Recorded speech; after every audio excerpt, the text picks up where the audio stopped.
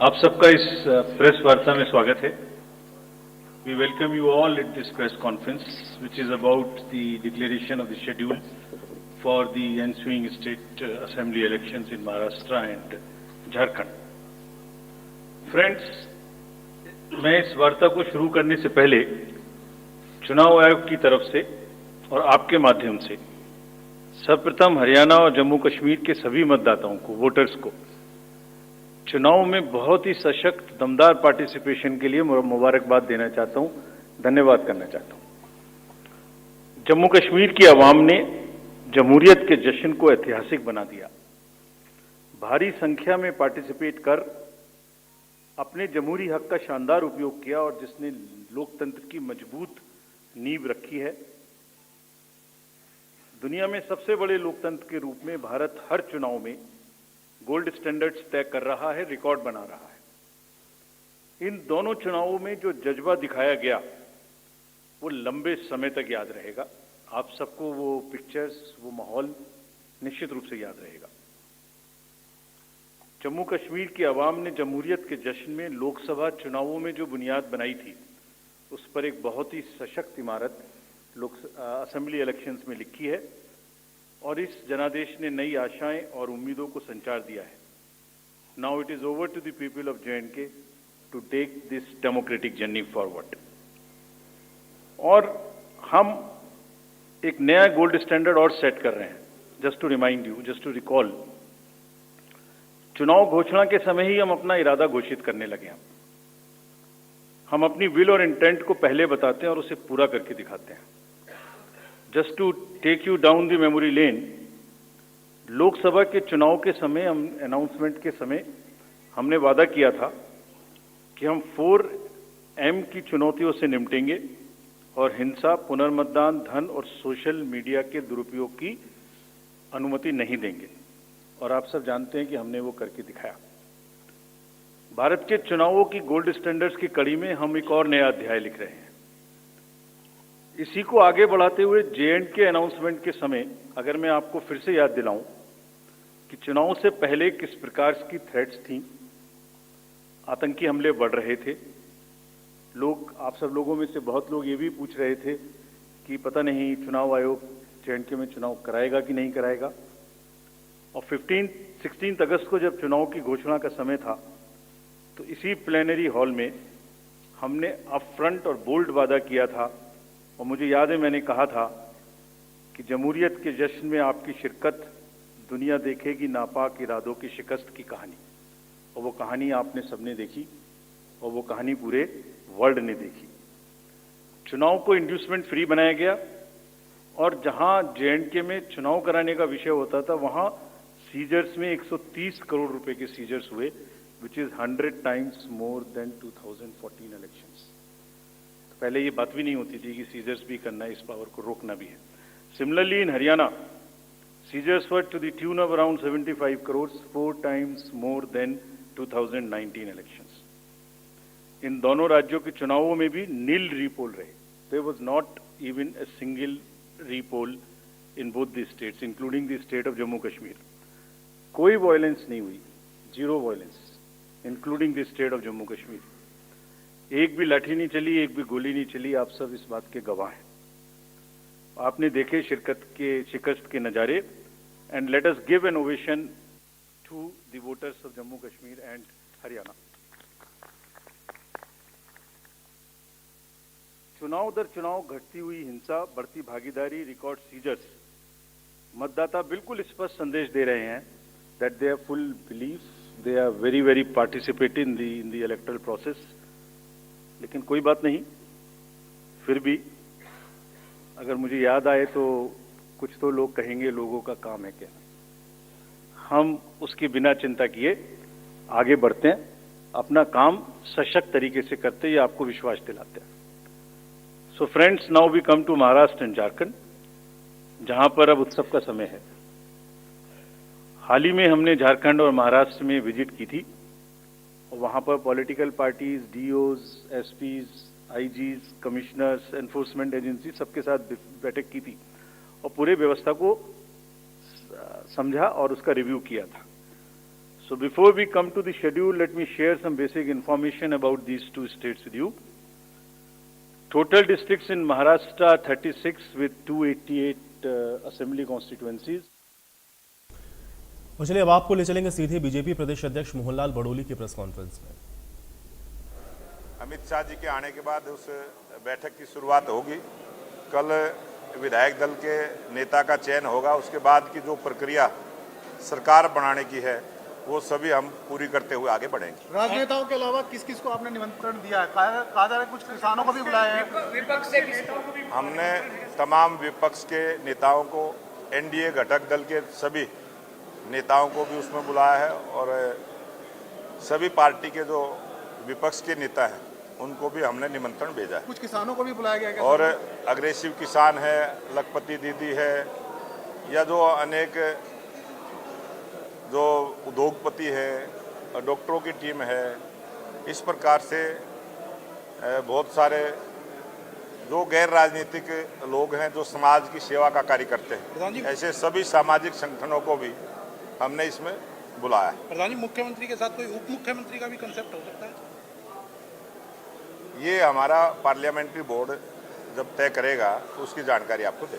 आज महाराष्ट्र और झारखंड के चुनाव भी घोषित हो रहे हैं, इसका इम्पैक्ट आप देख रहे हैं? वहाँ तक हरियाणा का जो नतीजा आया है विधानसभा का, भारतीय जनता पार्टी की और हरियाणा प्रदेश में जो तीसरी बार हैट्रिक लगाने की और बड़ी जीत हुई है, इसका पूरा असर भारतीय जनता पार्टी के तमाम कार्यकर्ताओं में गया है। और विपक्ष ने भी जिस प्रकार का एग्जिट पोल आया था, उसके बाद भी कांग्रेस पार्टी ने अपने पूरे देश के अंदर जो हमें जानकारियां मिली, और आप सब ऐसे पत्रकार भाई हैं जो आपको भी पूरी जानकारी है, उन्होंने पूरे देश के अंदर कांग्रेस के मुख्यालयों में अग्रिम तैयारी, ढोल नगाड़ों की और सब प्रकार की व्यवस्थाएं की थी, एग्जिट पोल के उत्साह के कारण से की थी। और आज भारतीय जनता पार्टी की जब जीत हुई है तो उसका पूरे देश में भारतीय जनता पार्टी के सभी कार्यकर्ताओं में खुशी का वातावरण है। और मुझे पूरे देश में इस हरियाणा प्रदेश की जो जीत हुई है इसका लाभ भारतीय जनता पार्टी को। अमित शाह पर्यवेक्षक बन के आ रहे हैं, पहली बार ऐसा हो रहा है और कहीं ना कहीं चर्चाओं का दौर चल रहा है, क्या कहना चाहेंगे? क्योंकि अमित शाह आज से पहले कभी भी पर्यवेक्षक बन करके नहीं गए। कभी न कभी तो हर काम की शुरुआत होती है, और पर्यवेक्षक बन के आना। और जिस दिन अमित शाह जी हरियाणा प्रदेश में आए थे और यही पंचकुला में आए थे, सब प्रकार की अनेक घोषणाएं करके गए थे, उसी प्रकार का रिजल्ट परिणाम हरियाणा की जनता ने दिया है। बड़ी खुशी का मौका है, भगवान महर्षि वाल्मीकि जी की जयंती का अवसर है और उस दिन सभी नेता भी रहेंगे और देश के प्रधानमंत्री जी भी यहाँ रहने वाले हैं।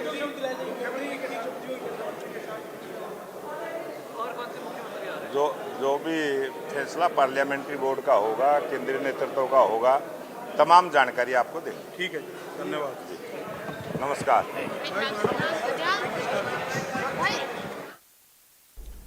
और चलिए एक बार फिर से ले चलेंगे दिल्ली, आपको चुनाव आयोग की प्रेस कॉन्फ्रेंस में। महाराष्ट्र में 3 पीवीटीजीज हैं, कटकरी, कोलम एंड मारियागौंड, और झारखंड में 8 पर्टिकुलरली वल्नरेबल ट्राइबल ग्रुप्स हैं जिनकी आबादी 1.78 लाख है। उसमें असुर, बिरहोर, मालपाड़िया, पहाड़िया, सौर्या, पहाड़िया, बिरजिया, कोवार एंड सावर, इन सबका लगभग 100% एनरोलमेंट इलेक्ट्रल रोल में किया गया है। सभी डीओज ये कोशिश करेंगे कि जो भी बूथ्स इनके यहाँ बने वो एक बहुत सहज इनके ही परिवेश में बने और इस तरह की स्वीप एक्टिविटी करें कि वो सबके सब अधिकतर मात्रा में अपने मतों का प्रयोग कर सकें। मैं फिर से रिपीट करना चाहता हूं कि सभी पोलिंग स्टेशंस पे एश्योर्ड मिनिमम फैसिलिटीज होंगी।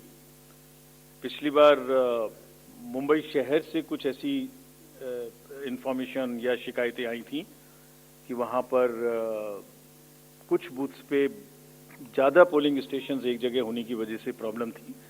इस बार हमने रिव्यू में बहुत ही सख्त हिदायतें दी हैं, उनको रिव्यू किया है, रेशनलाइज किया गया है पोलिंग स्टेशंस को। तो हम उम्मीद करते हैं डीओज विल वर्क, और वहाँ इस बार म्युनिसिपल कमिश्नर मुंबई को डीओ भी घोषित किया गया है ताकि जितने रिसोर्सेज उनके पास हैं उन सबको वो उसमें इस्तेमाल कर सकें।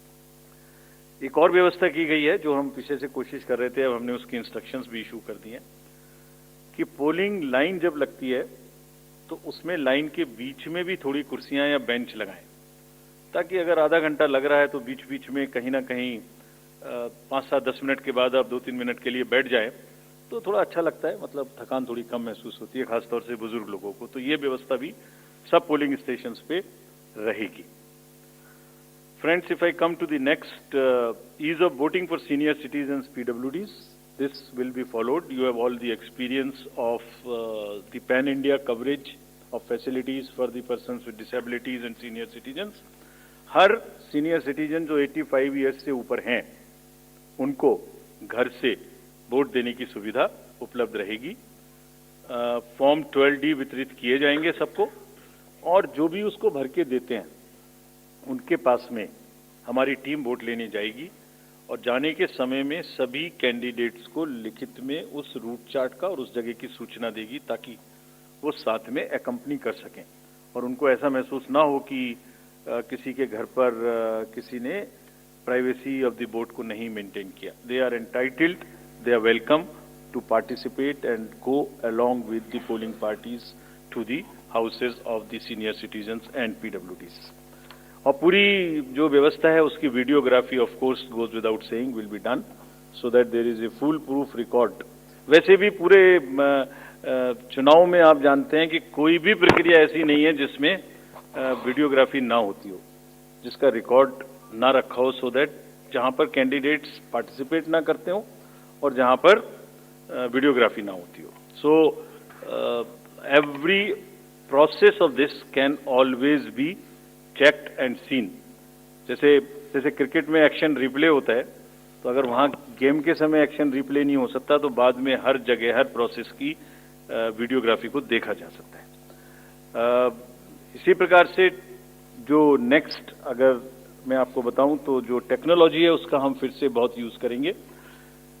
वोटर हेल्पलाइन ऐप में सभी वोटर्स अपनी सारी डिटेल्स देख सकते हैं, वो कहाँ मतदाता सूची में कहाँ नाम है, कहाँ फैमिली टुगेदर है, कहाँ उनको पोलिंग स्टेशन है, वो सब चीज देख सकते हैं।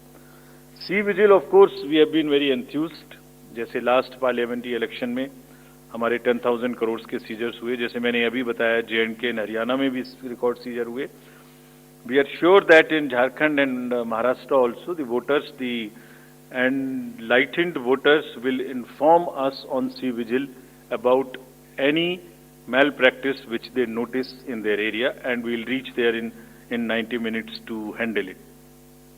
सभी कैंडिडेट्स जिनकी क्रिमिनल बैकग्राउंड है उन्हें अपनी सूचना देनी पड़ेगी 3 बार पेपर्स में, और सभी voters as a matter of right can see on our app which is KYC know your candidate. हमने जो मीटिंग्स मैं आपको सिर्फ सारांश में ये बताना चाहता हूं कि जो मीटिंग्स हमने झारखंड और महाराष्ट्र में की, तो DOs स्टेट एजेंसीज को बहुत ही सख्त हिदायतें दी हैं। मतलब बहुत ही सख्त मीन्स बहुत ही सख्त कि वो हर तरीके से फ्री एंड फेयर इलेक्शंस कराएंगे, हर तरीके से लेवल प्लेइंग फील्ड को एस्टेब्लिश करेंगे।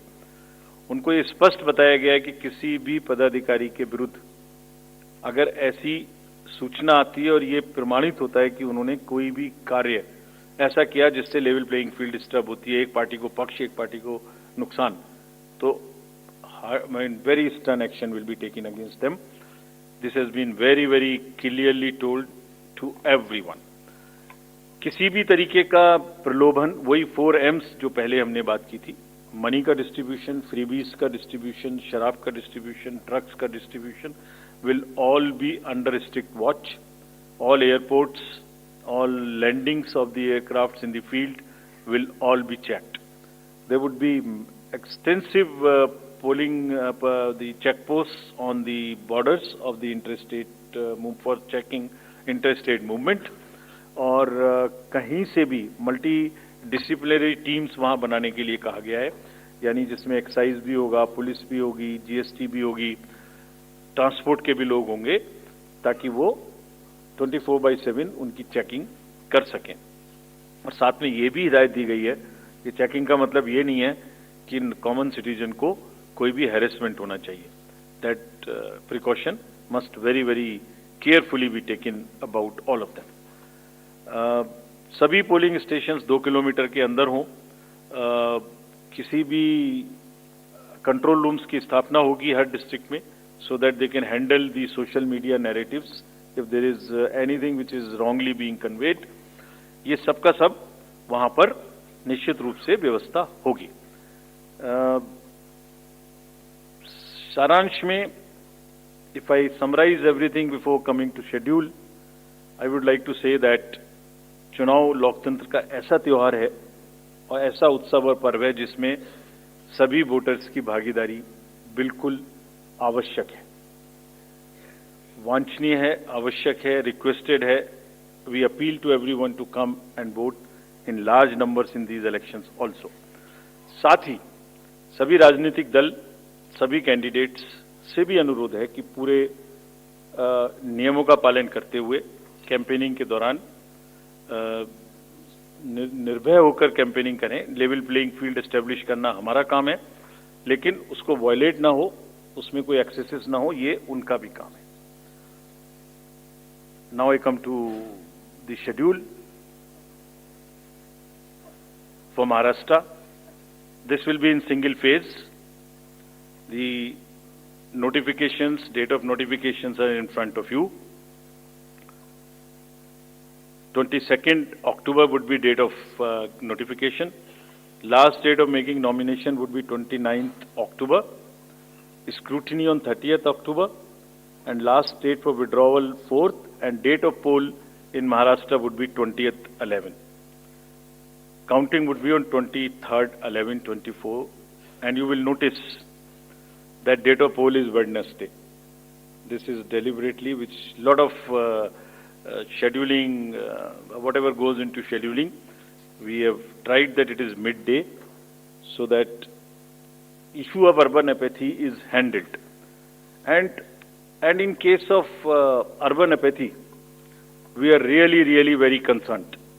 We want to make appeal through you to all our esteemed voters in the urban areas to please come and vote. It's not a healthy trend which is reflected.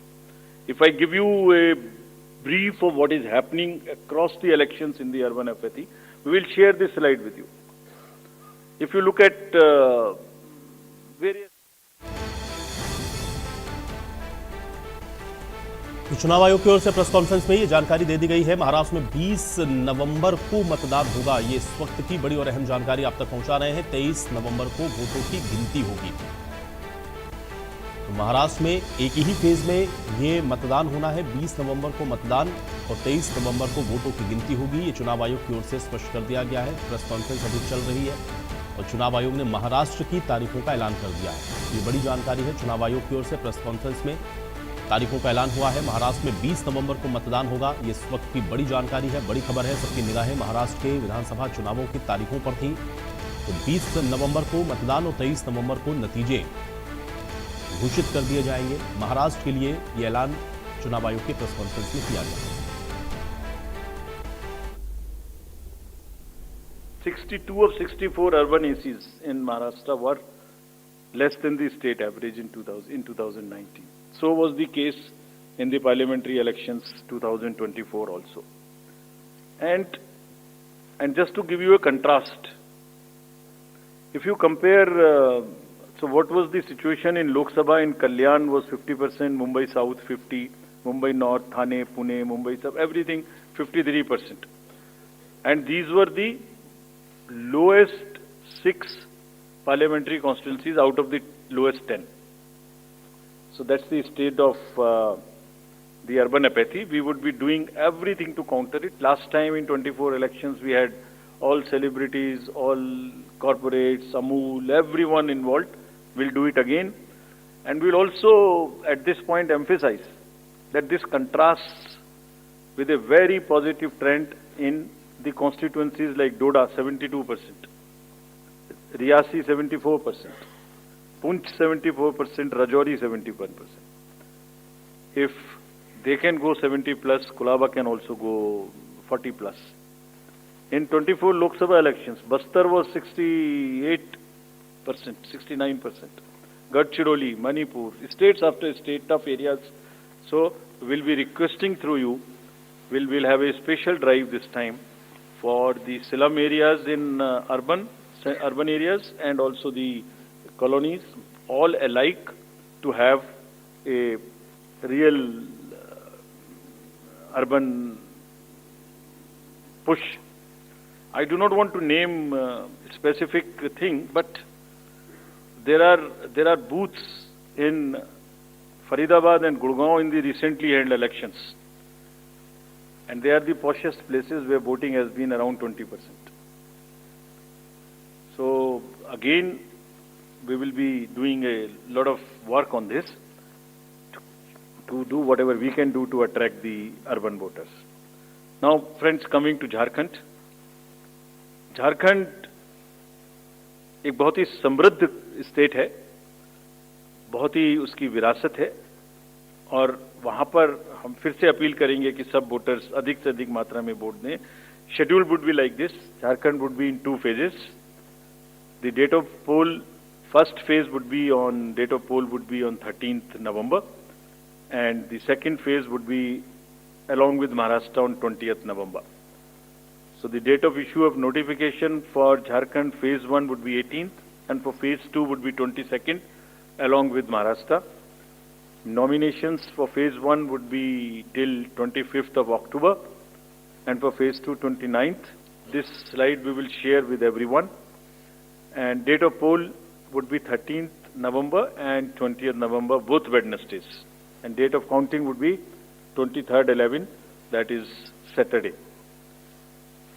With this, we end our presentation with the request that through you, that all the voters of Jharkhand and Maharashtra कृपया बाहर आइए, कृपया vote करिए. लोकतंत्र के उत्सव में आपकी भागीदारी कि हम बहुत ही रिक्वेस्ट करते हैं, अपील करते हैं आपसे. Thank you very much. So by so we will come back. We'll come back. Okay. Sorry. By elections also. By elections. We have 48 ACs and 2 PCs in 15 states. They will also undergo the elections this time. All the 48 ACs and 2 PCs, the schedule would be like this.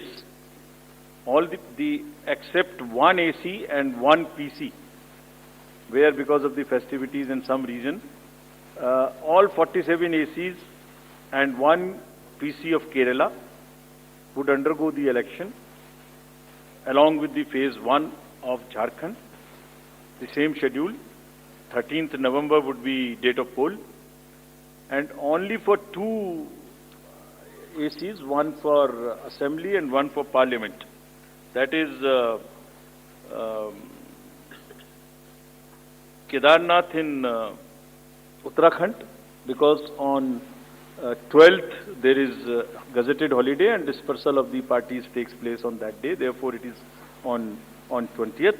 And similarly for Maharashtra, except that everything would be during the first phase. Thank you very much. Thank you, sir, for the very comprehensive briefing. Now we will take questions from the media. Please, the gentleman in the blue shirt, please. Thank you. Sir, मेरा नाम प्रशांत लीला रामदास है. मैं news 18 लोकमत से हूँ, और मेरा एक सवाल इस तरह का है कि कांग्रेस ने डिमांड की थी जो वहाँ के पुलिस महासंचालक है रश्मि शुक्ला, इनको हटाने को लेकर, इसको लेकर आयोग क्या सोच रहा है और उस पर क्या निर्णय होगा? Question from that side also. From the pink shirt, second row, Mr. Shailesh Yadav.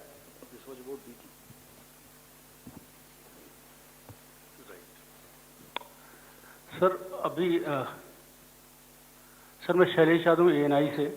अभी हाल ही में चुनाव संपन्न हुए हैं जम्मू कश्मीर और हरियाणा में, और लोकसभा इलेक्शन के बाद देखा गया है कि एग्जिट पोल जो हैं एकदम उल्टे रहे हैं या जो है एकदम गलत साबित हुए हैं, और इसको लेके पब्लिक में सवाल ये उठता है कि एग्जिट पोल में तो सरकार इनकी बन रही है और नतीजा उल्टा है, उस पर EVM पे सवाल उठाए जाते हैं, जिसकी शिकायत आपसे कुछ पार्टियों ने करी थी, जिनका एग्जिट पोल में ये था कि सरकार बन रही है और जब EVM का रिजल्ट आया तो सरकार बदल गई. तो इस तरह के एग्जिट पोल को लेकर आपका क्या कहना है, क्योंकि ये सवाल जब उठते हैं तो आपकी तरफ से जो है बाहर नहीं आता है कि क्या इलेक्शन कमीशन सोच रहा है इस पर? Last row, madam was raising the hand. Please. Yes. I just wanted a clarification for the assembly constituencies and parliamentary constituency bypolls. So it's Wayanad and Nanded, the two parliamentary constituencies voting, right? Yes. Yes, yes. There is a EP. There is a EP pending. Yeah. Gentlemen in the yes. Please. Sir I am Sandeep Rajgolkar from TV9 Marathi. मेरा सवाल ये है, जो अभी जो सरकार में जो पॉलिटिकल तो महाराष्ट्र और झारखंड में चुनाव की तारीखों का ऐलान कर दिया गया है। ये बड़ी खबर आप तक पहुंचा रहे हैं। तो दोनों ही राज्यों में आज चुनाव की तारीखों का ऐलान चुनाव आयोग ने प्रेस कॉन्फ्रेंस करके किया है। महाराष्ट्र में 1 चरण में और झारखंड में 2 चरण में मतदान होगा। झारखंड में 13 और 20 नवंबर को वोटिंग होनी है, यानी कि 2 चरण में झारखंड में, और महाराष्ट्र में सिंगल फेज में आपको बता दें कि वोटिंग होगी 20 तारीख को, 20 नवंबर को महाराष्ट्र में वोटिंग होगी और 23 तारीख को दोनों ही राज्यों के जो चुनाव नतीजे हैं उनकी घोषणा कर दी जाएगी। तो बड़ी खबर है, बड़ी जानकारी है। महाराष्ट्र और झारखंड में चुनाव की तारीखों का ऐलान कर दिया गया है। महाराष्ट्र में 20 नवंबर को वोटिंग होगी, 23 को नतीजे घोषित कर दिए जाएंगे। झारखंड में 13 तारीख को पहला चरण है, यानी कि 13 नवंबर को, और 20 नवंबर को दूसरा चरण है जहां पर पोलिंग होगी झारखंड के अंदर, और उसके बाद जो नतीजे हैं उनकी घोषणा एक साथ ही 23 नवंबर को की जानी है। तो ये बड़ी और अहम जानकारी है, बड़ी खबर है। महाराष्ट्र और झारखंड में चुनाव की तारीखों का ऐलान कर दिया गया है। महाराष्ट्र में सिंगल फेज में, यानी कि 1 चरण में ही पूरे महाराष्ट्र में सभी सीटों पर मतदान होगा, और झारखंड में 2 चरणों में आपको बता दें कि ये मतदान होना है। तो झारखंड के लिए 2 चरण और महाराष्ट्र के लिए 1 चरण। महाराष्ट्र में 20 नवंबर को मतदान, 23 तारीख को नतीजे, और झारखंड में 2 चरणों में वोटिंग होगी, जिसमें 13 और 20, 13 नवंबर और 20 नवंबर, जहां पर वोट झारखंड में 2 चरणों में होगा। नतीजे दोनों राज्यों के एक साथ घोषित किए जाएंगे, यानी कि 24 तारीख को दोनों ही राज्यों के जो चुनावी परिणाम है वो घोषित कर दिए जाएंगे। 24 नवंबर को नतीजों की घोषणा होगी। तो ये बड़ी जानकारी है। दोनों ही राज्यों के लिए चुनाव की तारीखों का ऐलान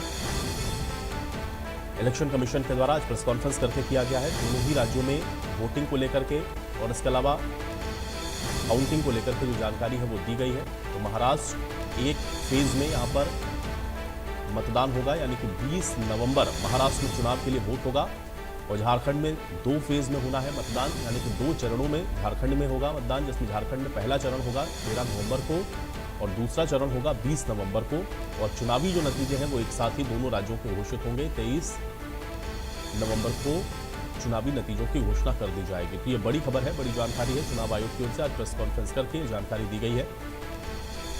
दोनों ही राज्यों में चुनाव की तारीखों का ऐलान कर दिया गया है।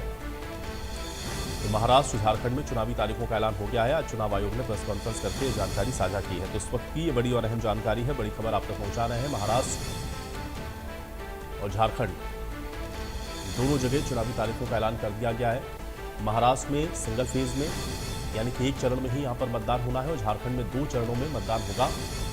तो महाराष्ट्र में 20 नवंबर को वोट होगा, और झारखंड में 13 नवंबर और 20 नवंबर 2 चरणों में मतदान होगा। नतीजे 23 तारीख को घोषित किए जाएंगे।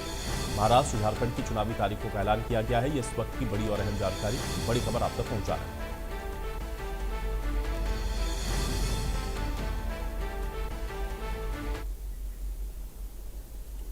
और चलिए इसी के साथ एक और बड़ी खबर का रुख कर लेते हैं। अब चंडीगढ़ से बड़ी खबर है, जहां पर हरियाणा बीजेपी की आज एक अहम मीटिंग हुई है, जिसमें हरियाणा निवास में बीजेपी ने यह अहम बैठक बुलाई। इस मीटिंग में शपथ ग्रहण को लेकर के चर्चा हुई। इसमें बीजेपी के तमाम बड़े नेता मौजूद रहे। नायब सिंह सैनी, मोहनलाल बरोली इसमें शामिल हुए। बीजेपी महासचिव विनोद तावड़े, ओपी धनखड़ भी इसमें मौजूद रहे। 17 अक्टूबर को नई सरकार का शपथ ग्रहण समारोह है। उससे पहले बीजेपी में बैठकों का दौर